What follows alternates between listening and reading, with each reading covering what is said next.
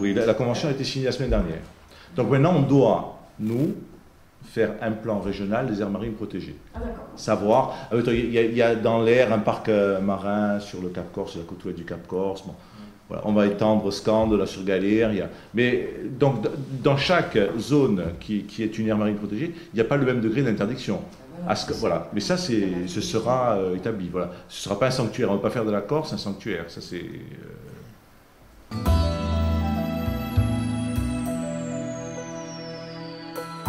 C'est que globalement, on n'est pas riche, mais on a de l'argent pour les bons projets. Voilà, ce que je répète sans cesse, c'est on n'est pas riche, mais on a de l'argent pour les bons projets. Non, mais c'est surtout que c'est des financements croisés. C'est des financements en plus croisés, donc d'où la difficulté. L'intérêt de Cap Nautique, c'est de se mettre d'accord sur la pertinence des projets. Ensuite, comme on a des niveaux européens, des niveaux d'État et des niveaux des agences et offices, à un moment donné, tout l'enjeu, il est de déterminer un schéma régional avec un diagnostic, en disant, voilà, on va couvrir tant de besoins pour telle économie, et ensuite, on a la force de frappe parce que c'est du moyen terme.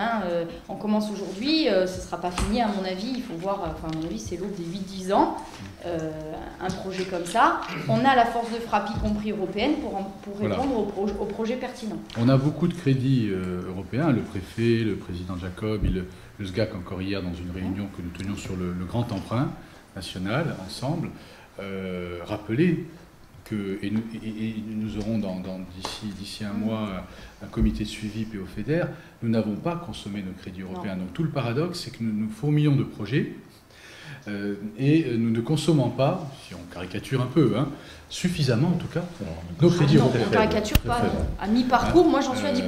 Voilà, alors 10% pour certains, 30% pour d'autres, mais en tout cas on est très loin. Consommation très faible. On est très loin des 50%. Bon. C'est ça. Voilà.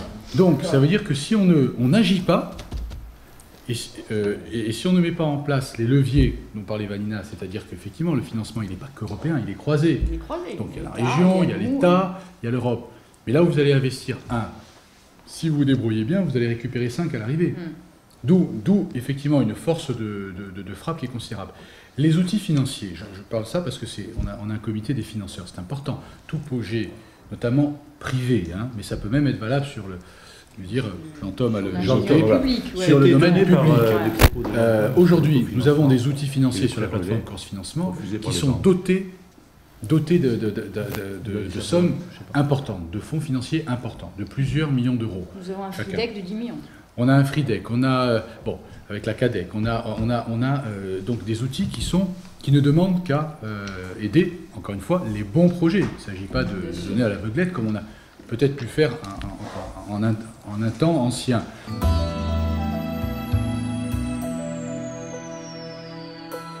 Il y a un problème de coordination et il y a, à mon sens, un problème d'ingénierie parce que quand vous touchez du doigt les projets européens, en termes de suivi, c'est très compliqué. Et les Italiens, là-dessus, sont très très forts, en matière de factures acquittées. Bon. Et il faut une force de frappe régionale, ça veut dire qu'il faut structurer à la fois notre image de la Corse au niveau européen, mais ça passe par une véritable cellule d'ingénierie qui sera capable de suivre les projets pour l'ensemble des porteurs. Parce qu'il y a des villes elle est créée, elle est en cours de renforcement. C'est Emmanuel Le Gentil qui a revenu ce matin. Elle est en cours de structuration.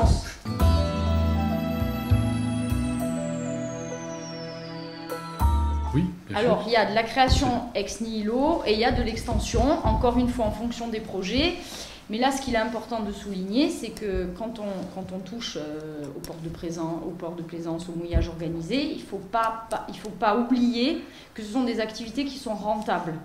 Donc ça veut dire aussi qu'il faut que l'intervention publique, elle soit bien ciblée et elle ne soit pas forcément budgétivore. Et moi, au travers des diagnostics qu'on a pu faire jusqu'à aujourd'hui, on se rend bien compte qu'il y a des choses à mettre en place en matière de gouvernance qui ne vont pas coûter forcément très cher, mais qui vont permettre de fédérer les énergies et d'avancer sur un certain nombre de projets sans pour autant que ça nous coûte énormément d'argent.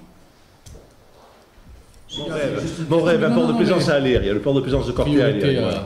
Ex nihilo, c'est un projet qui est hyper compliqué. Non, hyper compliqué au bas de Tavignane parce qu'il y a des impacts environnementaux très importants. Et moi, ce serait un challenge très intéressant à relever. Moi, ça m'intéresserait de relever ce challenge. Par exemple, le besoin existe.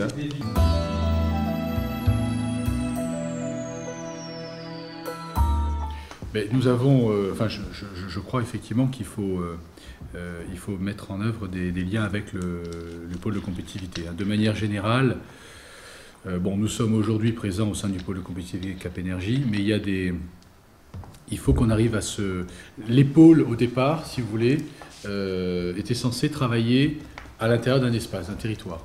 Enfin, ce que j'ai compris.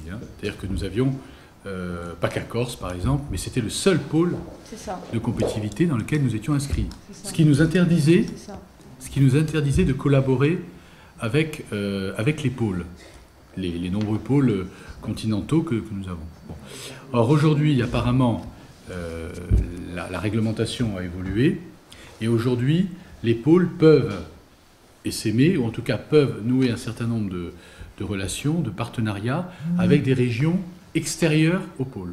Donc le pôle PACAMER est effectivement un pôle vers lequel nous devrons nous tourner, même si nous n'en faisons pas partie, mais comme une région qui pourrait s'associer sur un certain nombre de projets innovants, on va dire.